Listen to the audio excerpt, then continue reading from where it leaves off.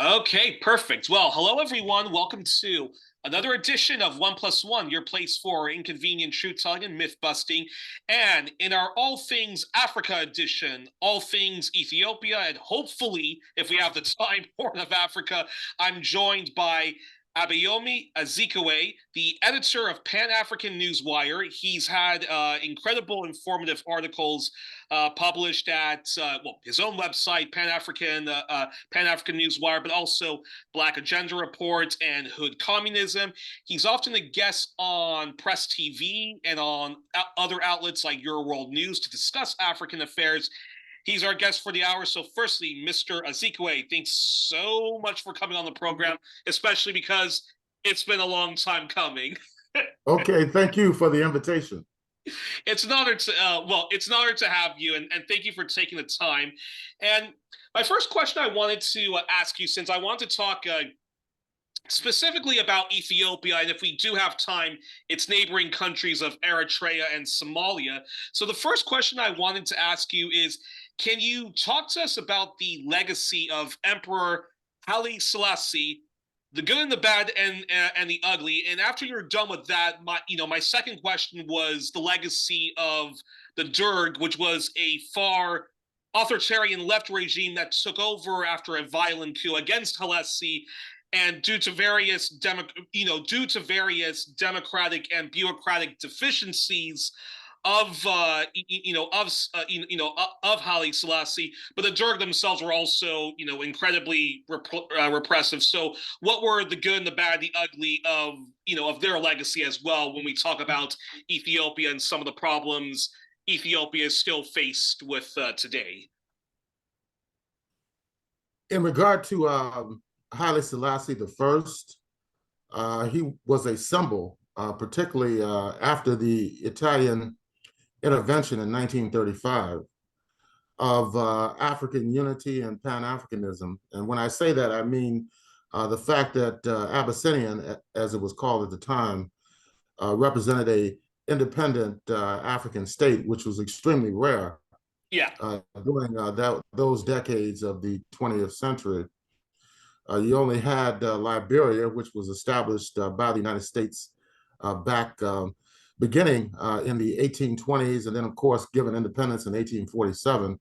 Then there was Haiti in the Caribbean, which had been independent since 1804, but had been under the indemnity of France and, of course, a blockade by the United States up until the Civil War between 1804 in 1862.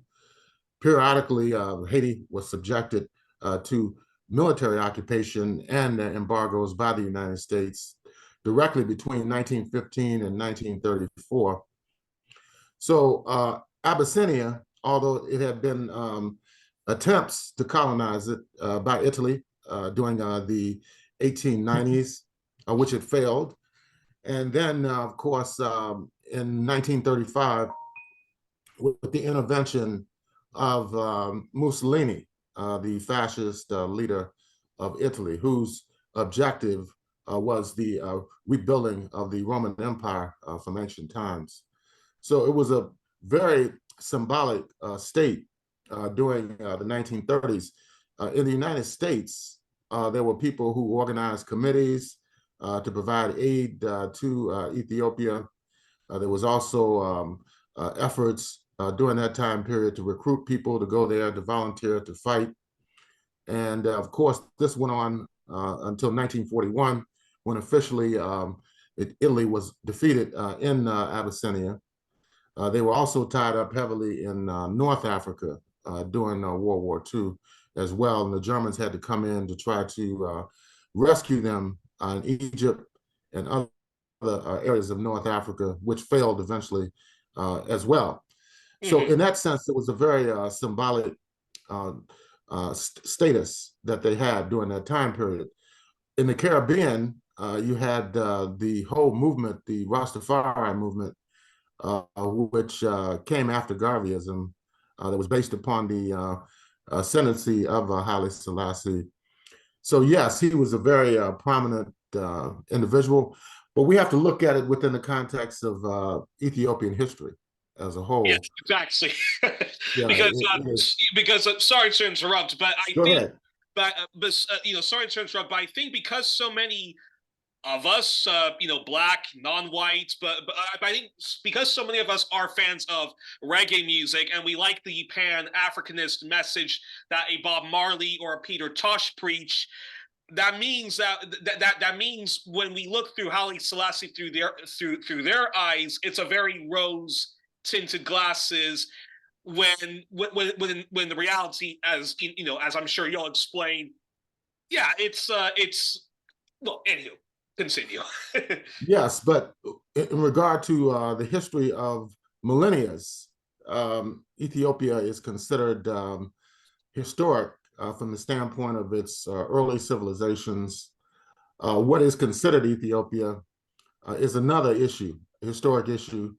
Uh, is it confined to the Horn of Africa, or does its name symbolize Africa as a whole, or at least North and East Africa as a whole? And of course, historians have written on this extensively. People such as William Leo Hansberry, who started the first African studies class in the United States at Howard University in the 1920s. His lectures were on ancient Ethiopian civilization, the interaction between ancient Greece and Rome and Ethiopia. And then you had others who wrote on it as well, such as Drusilla Dungy Houston, who wrote a book on the wonderful Ethiopians and the ancient Kushite Empire, was published in 1926, just based on documentary research. So it has always had a image of African independence, history, origins of civilizations, and also the notion that African people are not inferior to Europeans, which was something that was institutionalized ideologically during the period of the rise of the Atlantic slave trade and world capitalism. So yeah, that is in essence, the notion that Ethiopia represents a symbolic notions of African unity, the origins of civilizations, and of course today, it also carries that same mythology, if you wish, in regard to Black people throughout the world. The recent war that was fought with the TPLF in the north of Ethiopia brought together people around the world in defense of the Ethiopian state based in Addis Ababa. So that brings us up to the present period, and it sparked an international movement, the movement which, of course, brought together Ethiopians and Africans from the diaspora in defense of the Ethiopian state and Ethiopian unity. That's fascinating. And what were some of the good what were some of the good legacies of Haile Selassie and some of the bad legacies which certainly led to his violent ouster and the reign of the Derg regime. Yeah, well, after the war, World War II, which concluded in 1945, the monarchy was closely allied with the United States and other Western countries. So as a result of that, Interesting. It did some things that were contrary to the interests of the Ethiopian people. We have to look at what happened during the 1960s when you had liberation movements that had taken up arms against NATO-backed countries. For example, the former Portuguese colonies of Guinea-Bissau, Cape Verde, Mozambique, and Angola eventually evolved into an armed struggle. And then you had other independence movements, for example, in Ghana, Guinea, Mali, and so many others. What happened the early and aborted attempts in the former Belgian Congo. So all of these developments had an influence on Ethiopia, particularly young people in Ethiopia, many of whom were given scholarships to study abroad. Many of them studied here in the United States and became radicalized as a result of the independence movements and also as a result of the Black movement here in the United States. So when they returned, many of them brought those ideas with them, and of course led to unrest inside the country. And eventually in 1974, as a result of a drought that led to the deaths of many people in Ethiopia, a lower-ranking this drought, was it entirely caused by the environment, or were there policies or were there policies of the government, such as they were sleeping at the wheel and didn't realize that a horrible famine was going to come? I'm curious your response on that. Yeah, well, it is both. Of course, the lack of rainfall, but also the lack of effective agricultural policies, which led to its devastating impact on Ethiopia. So in 1974, in February of that year, there was a rebellion that began largely with taxi cab drivers initially, and then it moved to the universities. Students had demonstrations and rebellions, and then a lower-ranking committee, the Provisional Military Administrative Committee, which later became known as the Derg, took power in the late months of 1974 and overthrew the monarchy, and Haile Selassie and his family were overthrown. He eventually died in custody, along with others who were a part of that government. Later on, because of the influence of socialism and anti-imperialism, the Derg moved in an anti-capitalist, anti-imperialist direction. So, but that took place within the context of a lot of factionalism that went on during that time period, with various political tendencies inside of Ethiopia, and they were suppressed. Many of them were suppressed by the Derg, and many went into exile. And eventually, the Derg made a very firm alliance with the Soviet Union, as well as Cuba and the other socialist countries in Eastern Europe, for example, the German Democratic Republic. So they were instrumental in providing scholarships to Ethiopian youth, providing military training and military equipment. Now, this took place during the time period that there was also a war of independence being waged in neighboring Eritrea. Perfect. I was going to ask about Eritrea, so yeah. Right. Well, Eritrea had been colonized by Italy back during the late 1880s. And as a result of that, when the Italians were defeated during World War II, it was turned over to the United Nations, and then later to Britain, and then later ceded to the monarchy in Ethiopia for administrative control. But around 1960, 1961, the Eritrean leadership demanded immediate independence because they had been colonized by European power, and based upon the United Nations and then eventually the Organization of African Unity, they argued that they had a right to national independence in their own name. Ethiopia, of course, did not agree with this, and a war, of course, erupted in 1961, which lasted for 3 whole decades. Thousands upon thousands of people were killed, much damage was done. But when what was known as the Workers' Party of Ethiopia, the Derg evolved into the Workers' Party of Ethiopia during the 1980s.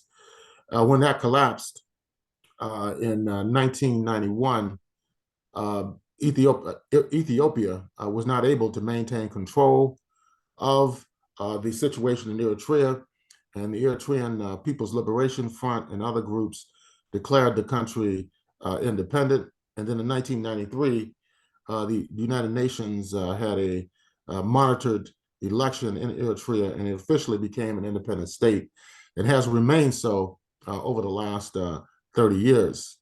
But the political alliances have shifted.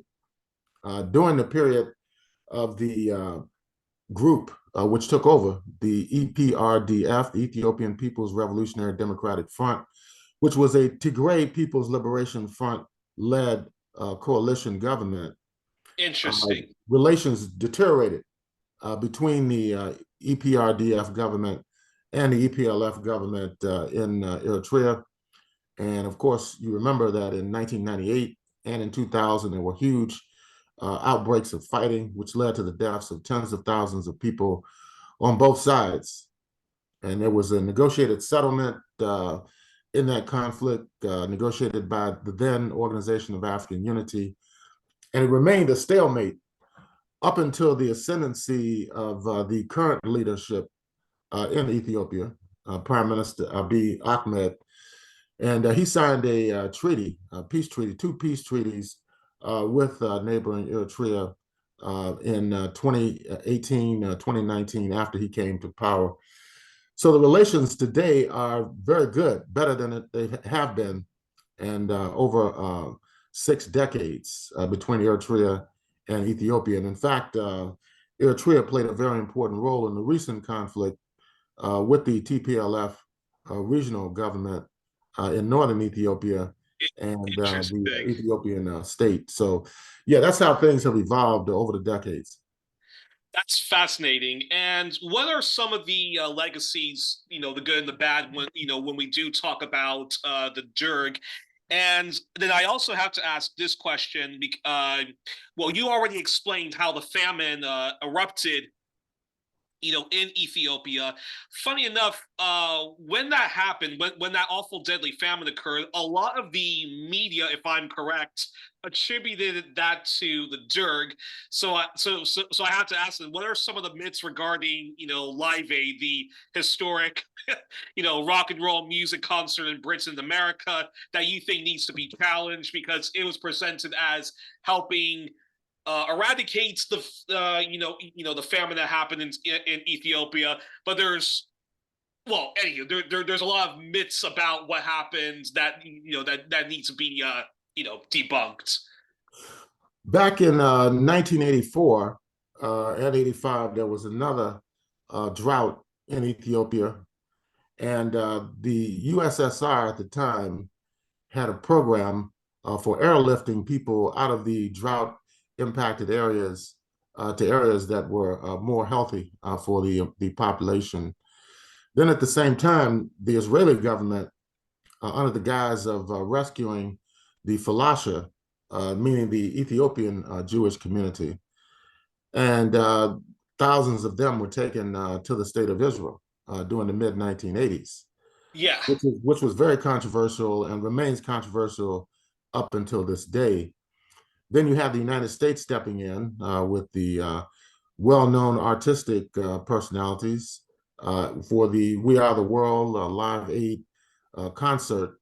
I believe that was in 1985 when that took place, and a lot of people were involved in that, like Lionel Richie and Michael Jackson and so many others, under the guise of providing aid to the starving masses in Ethiopia. But it was really a huge propaganda effort on the part of the United States to weaken, at least politically and ideologically, the Ethiopian government at the time, which was led by Mengistu Haile Mariam, who was chairman of the Provisional Military Administrative Committee, the Derg.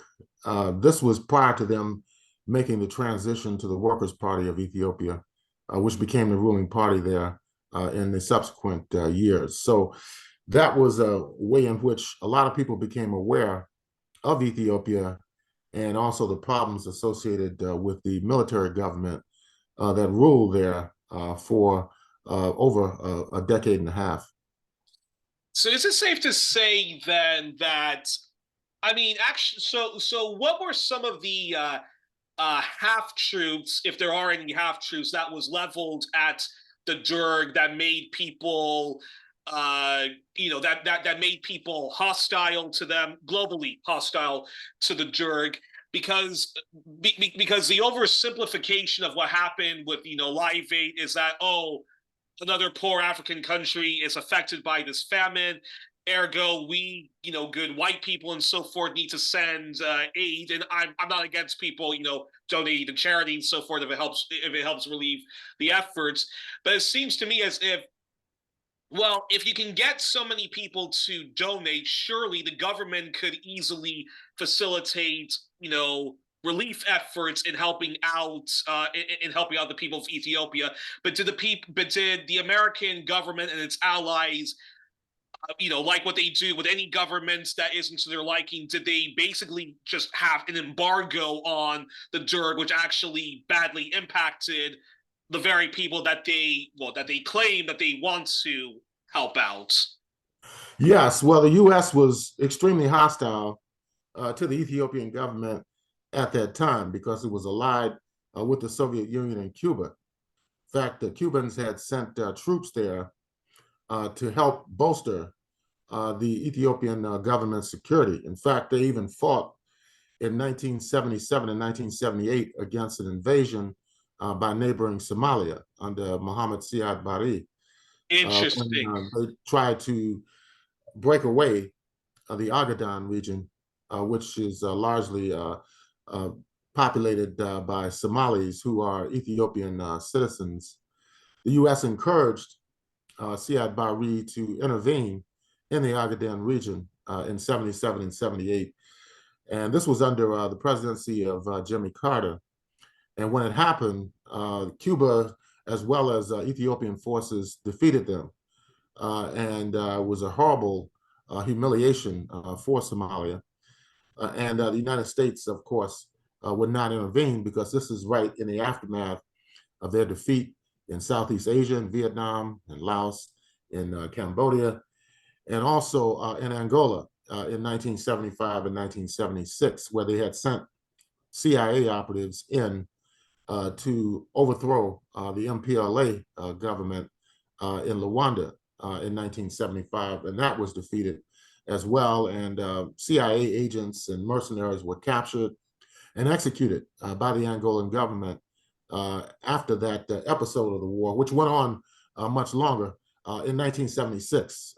That, of course, soured relations with Angola for many, many years in regard to Washington, but also in terms of Ethiopia, the fact that they defeated a U.S. initiative in 1978 in the Ogaden region, and the Soviet Union, the GDR, and Cuba maintained very good relations with the Mengistu administration in Ethiopia. So that was part of the whole conflict of that phase of the Cold War. Now we have a renewed Cold War that's taking place, even though the Soviet Union was disbanded in 1991 and Russia is no longer a socialist country, but still there are contradictions between the interests of the Russian Federation and NATO, and also China, which has emerged as a major world Exactly. power. It's right on the heels of U.S. imperialism in terms of economic development as well as diplomatic and political influence, which the U.S. Has waned in regard to their capacity to determine international and world affairs. So, yes, the weaknesses of the Derg, of course, was their failure to settle the Eritrean question to the satisfaction of the Eritrean people themselves, and also the eruption of other regional conflicts. We mentioned Tigray, the TPLF, and also the Oromo people who are the largest nationality or ethnic group in Ethiopia. So there was the formation of the Oromo Liberation Front and also the TPLF during the time of the Derg. They emerged as major opposition forces, both politically and militarily, against the Ethiopian government. So you could imagine the pressure that the Mengistu administration was under at the time. They were fighting against the Eritreans. They were fighting against the people in the Oromo region, as well as the Tigray region. So these were major, As well major. as a Western blockade on them at the same time. Exactly, right. So these were the problems that they had. And of course, with the collapse of the Eastern European socialist countries in the late 1980s, for example, the GDR, which had close relations with the Derg, socialism there collapsed in 1989, the latter part of 1989. There were others that fell before, Romania was one that collapsed as well in December of 1989. And then, of course, you had the complete collapse of the Soviet Union. But prior to its complete collapse, and also the collapse of the socialist states in Eastern Europe, you had a walking away from many of the progressive and proletarian internationalist policies that had characterized the Soviet Union since 1917, since the Bolshevik Revolution. For example, in 1989, there was a statement made by the Mikhail Gorbachev administration that the outstanding armed conflicts for national liberation, for example, in Namibia as well as South Africa, should be resolved diplomatically and not through military means. This was stated in 1989. Of course, this caused a lot of confusion among liberation movements, particularly in Southern Africa. Now, in Namibia, they had already reached an agreement through the United Nations to move towards the independence process, which culminated with an election in November of 1989 and the independence of Namibia in March of 1990. South Africa, of course, the struggle there went on for many more years. And of course, in 1994 was when the ANC came to power under Nelson Mandela as president. So all of these variables were involved. Now, after the Derg collapsed, what was interesting was that during the period leading up to the collapse, there were talks that were being held in London. And the United States was heavily involved in these discussions. And a man by the name of Herman Cohen, who was the Assistant Secretary of Defense for African Affairs, came on out of the talks in London and literally ordered the TPLF, the EPRDF, and the EPLF to take charge of Ethiopia and later Eritrea. So Cohen has been a close ally of the TPLF for many, many decades. In fact, he resurfaced, if you recall, in 2020, 2021, when the violence erupted in the northern part of Ethiopia between the TPLF regional government and the central government in Addis Ababa. So they have a vested interest in promoting the TPLF and attempted in 2021 to create the conditions for the collapse of the government, the central government in Addis Ababa. So, yeah, I don't think Ethiopia is out of the woods yet. There's still conflicts going on with the Oromo people and also with the Amhara, because the Amhara militias played a very important role during the war against the TPLF. And of course, there were differences over how the militia should operate once a peace agreement was signed, the agreement that was signed first in South Africa and then later in Kenya. So some of the Amhara military forces were disarmed, and that remains a point of contention right now in Ethiopia. Ethiopia is a huge country, and it is the second most largest populated country in Africa, many different ethnic groups, and there's a lot of internal divisions inside the country, and that, of course, is continuing up to this day in 2023.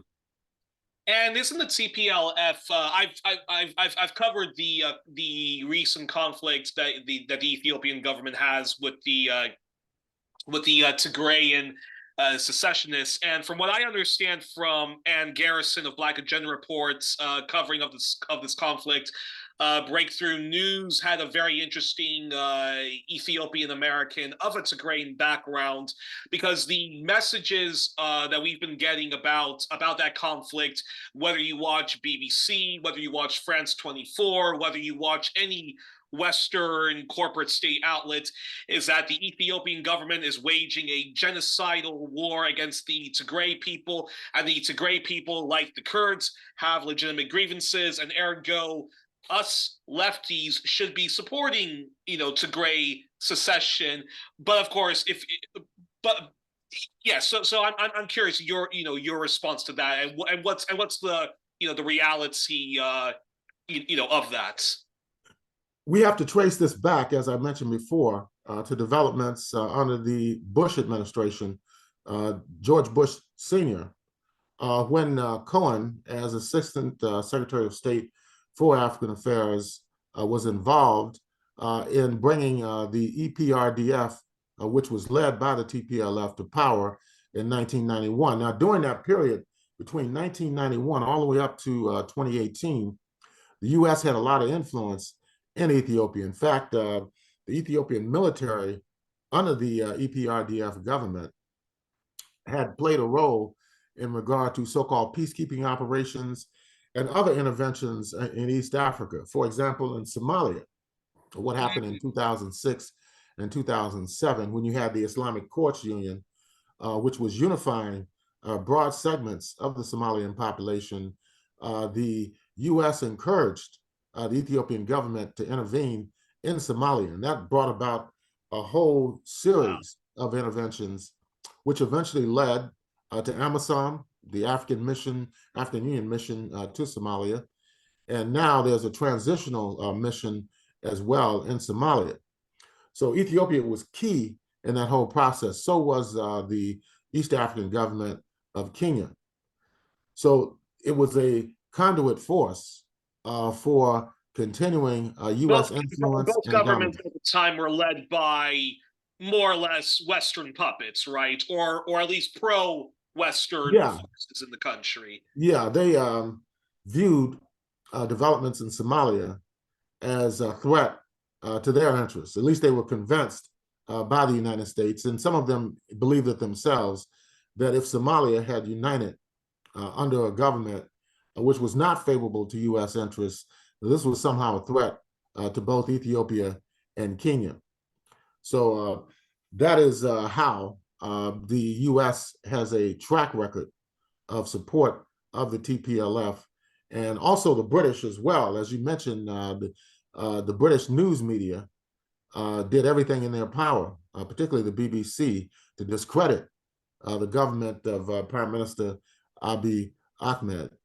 And that became a major debate, even inside the United States. And as you mentioned, Ethiopians here took that issue up and held huge demonstrations in various parts of the country, Washington, D.C., all the way out on the West Coast, that attracted tens of thousands of people. And that was instrumental in at least bringing the Trump administration and later, of course, the Biden administration from further military intervention in Ethiopia. But at one point, they were already saying that U.S. nationals should evacuate Ethiopia because it wasn't safe, that the country was on the verge of being taken over by the TPLF rebels, which was never the case. And then, of course, as the war escalated, the TPLF was forced to go to the negotiating table in South Africa, as well as in Kenya, to reach a peace agreement, which now is being implemented.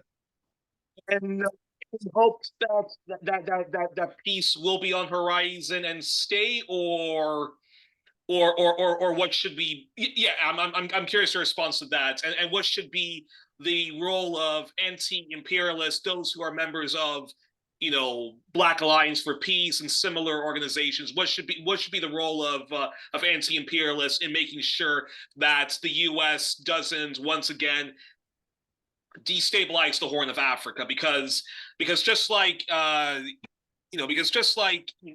because as you've described perfectly, what happens in Ethiopia has a terrible ripple effect in Eritrea and Somalia, just like what happens in Congo. A lot of it is because of Western-backed forces in Rwanda who are backed by, Uganda, and that leads to endless, chaos and dividing and conquering of, Congo, Rwanda, and Burundi, and it sounds like it's the exact same thing when we talk about the Horn of Africa. Yes, and I think anti-imperialists in the United States in particular should watch this situation very closely. We should support the peace agreement that occurred 2 years ago and is being implemented But at the same time, we have to watch the situation very closely because the U.S. Will use any incident, any contradiction within Ethiopia or the entire region of the Horn of Africa to reignite the conflict. They do not want a strong, united Ethiopia. A lot of it has to do with the advances that Ethiopia has made over the last several years. There's the Ethiopian Renaissance Dam Project, which the U.S. does not come out and say directly that it opposes, but obviously it does because they are backing Egypt and Sudan in regard to not allowing the project to reach its full potential. So these are some of the issues that people have to keep an eye on. Also, Ethiopia has developed very close relations with the People's Republic of China, and they have engaged in joint infrastructural projects, in particular the areas of mass transportation. That's the difference between the type of assistance offered by China and even Russia in regard to what is offered by the United States, which is heavily military assistance, and also the placing of what I would call light industrial projects in these countries, for example, in Kenya and Ethiopia. And then they use the Africa Growth and Opportunity Act, which was started under the Clinton administration in 2000. They use that as a diplomatic weapon by saying, for example, in Uganda or other countries that they have been suspended. Ethiopia was suspended from the AGOA project. South Africa has been threatened with suspension from the AGOA project. Zimbabwe, for example, because of they have not been able to overthrow the Zimbabwe African National Union Patriotic Front. Yes, yeah. They remain under sanctions, draconian sanctions by the United States, Britain. So all of these factors are involved. The United States by no means has an altruistic or humanitarian approach to Africa. Any humanitarian assistance always has political strings tied to it.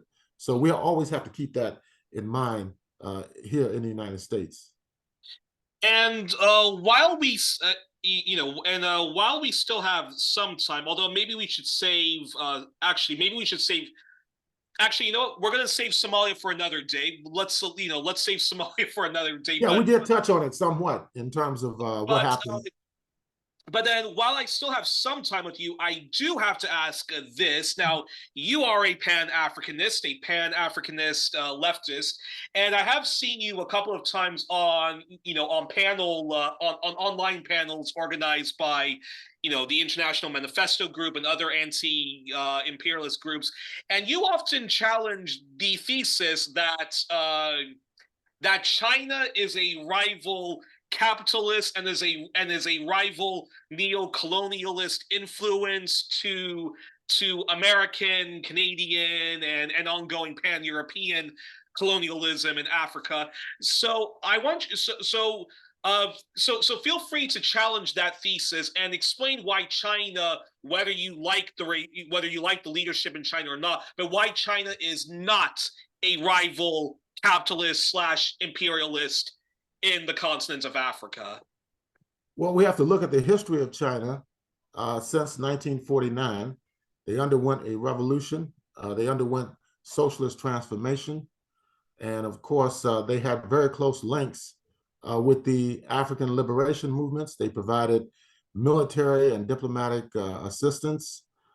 For example, in 1963, even here in regard to the United States, the government under Mao Zedong issued 2 statements in support of the struggle of African Americans for civil rights and for human rights in the United States. And when that statement was made, it was made in the presence of various African liberation movements.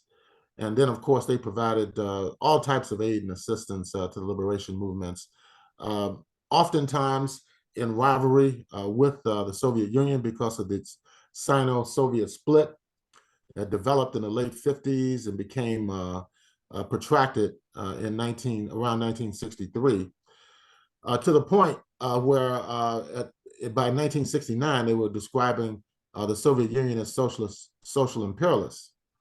Now, I never agreed with that position, but unfortunately, there were people in the United States who followed the line of China to the extent that everything that the Soviet Union supported, they viewed with suspicion and hostility.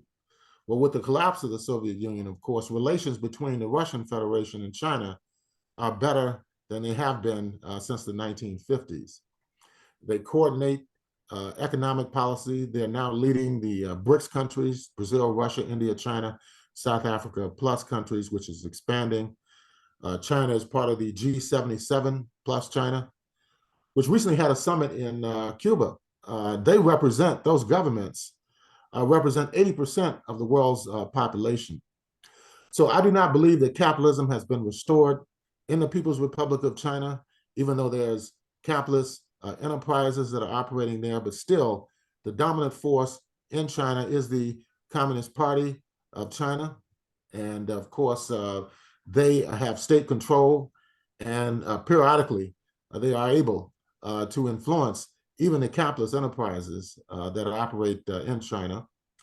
And all you have to do is read their literature, and all you have to do is look at the history of their assistance to African countries and other countries in Asia and the Caribbean to see that the majority of their assistance is within the area of infrastructure, the building of railroads, transportation systems, stadiums, healthcare facilities, and so forth. Plus, they have a policy of non-interference in the internal affairs of African states, which is an antithesis to the US, the British, and the EU positions. They always have a political consideration.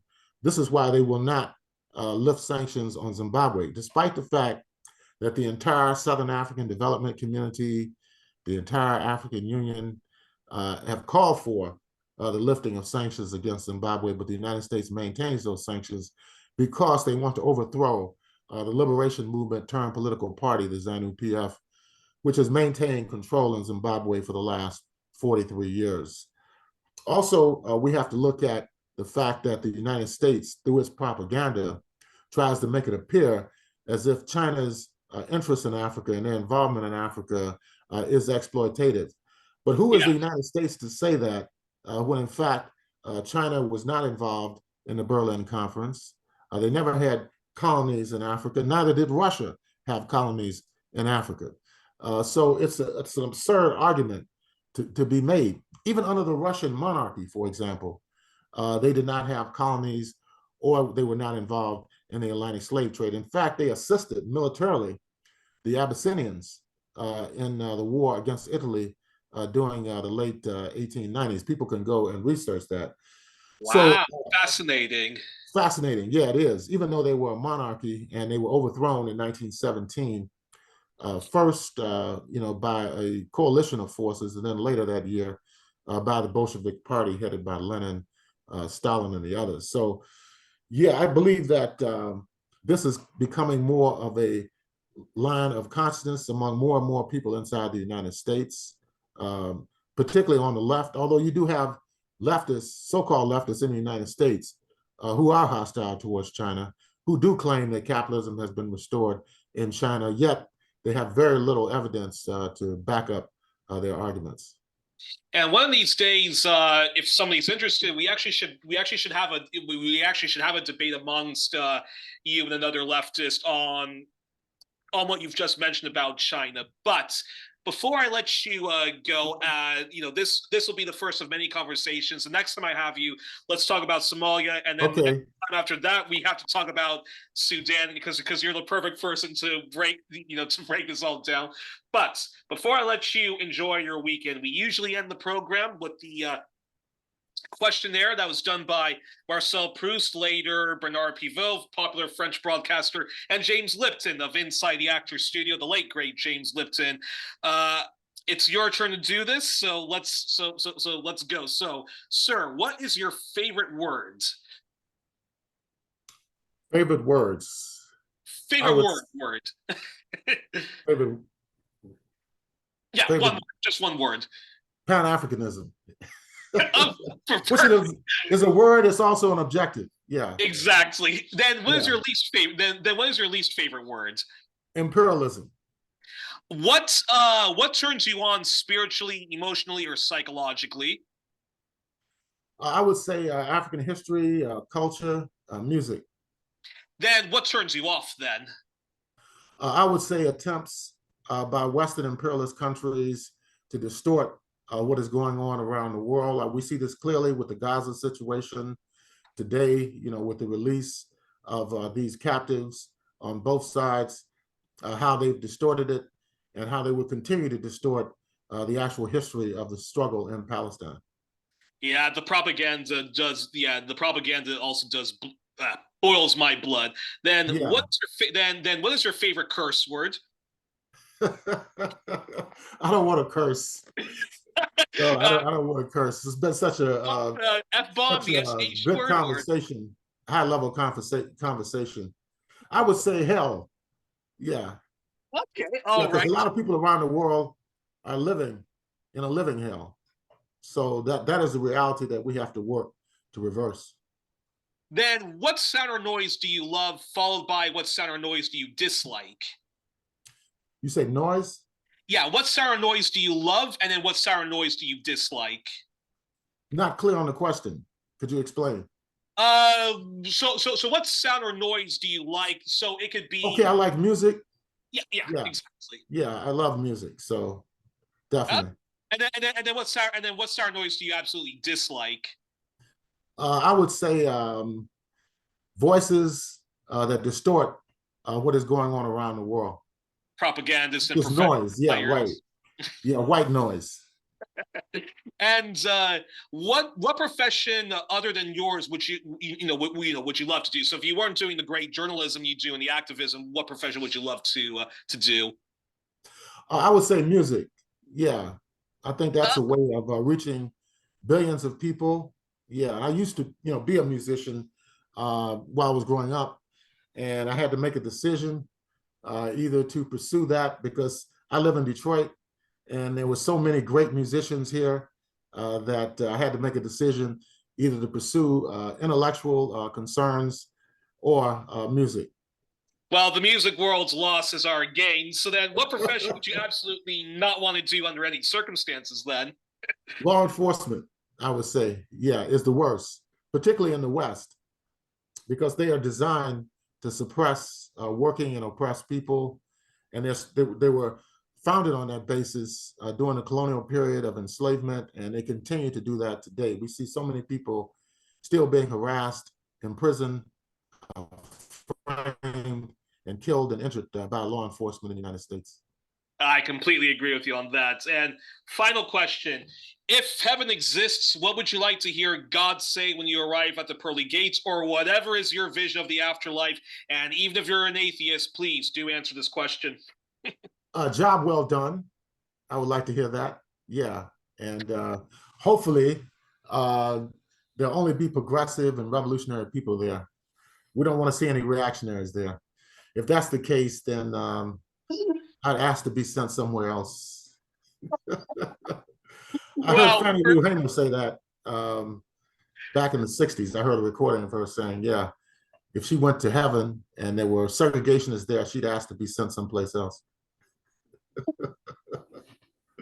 well, She's from Mississippi. She said that in the 1960s. fantastic. Well, we Yeah. were joined on this special edition, All Things Ethiopia and Horn of Africa, by Abayomi Azikiwe, the editor of Pan-African Newswire.